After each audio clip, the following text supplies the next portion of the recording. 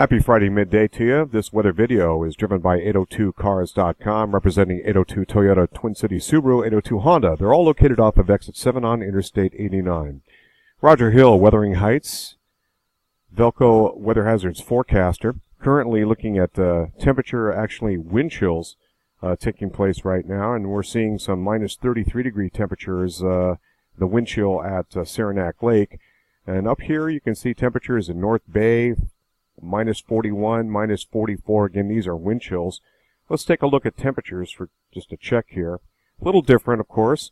These are running in the teens below zero, but it is, after all, about 11 o'clock, and I'm seeing very cold temperatures advect into the region. This is all due to a weather system, of course, a very strong, deep area of low pressure that's located up in the a little bit to the west of Prince Edward Island, northwest actually, in the Gulf of St. Lawrence, and taking a track eventually away. The pressure gradient is going to be starting to weaken and relax a little bit, but we'll still continue to see a west to northwesterly wind that will continue to blow across the ridge tops of the Green Mountains, and occasionally get over a little bit over thresholds once in a great while, but pulsing up and down for some time yet to come. The main issue here is, of course, going to be wind chill.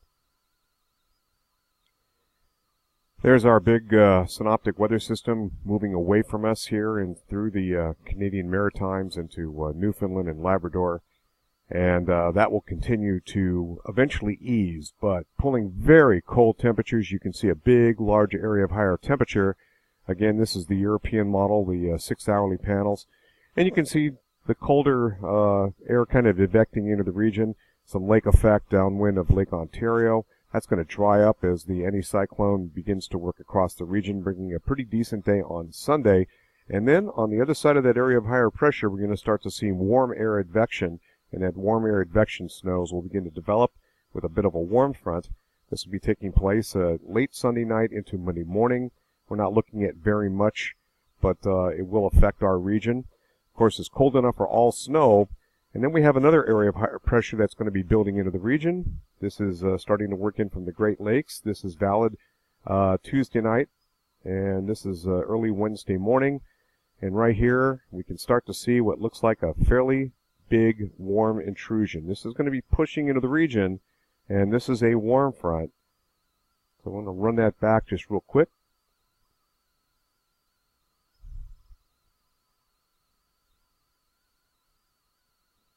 And right here is a little bit of glazing and freezing precipitation potentially, especially trapped east of the Green Mountains. Now beyond this, I'm looking at what looks to be an icing signature.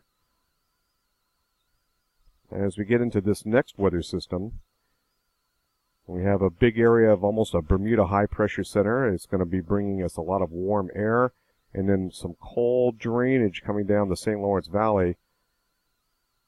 Going to be problematic. This is valid, by the way, on Friday morning.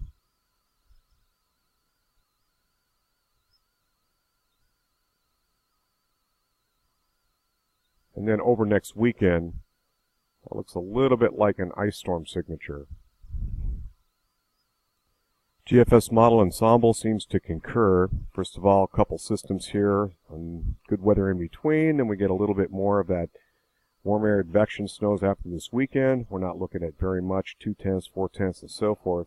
And then temperatures make a warm up, and this is, you can see some of the red plumes here. This is freezing rain, and then the green, of course, rain, and then kind of a mix of snow. So this area here, after the 11th, looks like it's going to be problematic, and something we're going to have to work with down the road a piece, and this is late next week. Looks like the west coast is finally opening up to some heavier precipitation up and down the west coast. Good news there. Of course, that dislodges a lot of the warmth that's been here, and that's going to move it east. And then in the eastern seaboard, we're looking at generally about a ½ inch of precip total. This is the 7-day QPF, and then less than that, it looks like about 0.25 of an inch over the next 7 days. So pretty dry weather really across portions of southern New England. Of course, this is post the big storm that just went through. Now, temperatures are going to eventually warm up. This is that warmer anomaly, about 15 degrees above normal. The cold Arctic air will be exiting out of the region. Again, this is day 1 through 5 of the mean high temperatures, the anomalies. What about 3 days later? looks like this, and eventually it gets into our neck of the woods. We'll be running about 3 to 6 degrees above normal over the course of the next 3 to 7 days. This is the GFS ensemble, once again centered on Burlington, Vermont.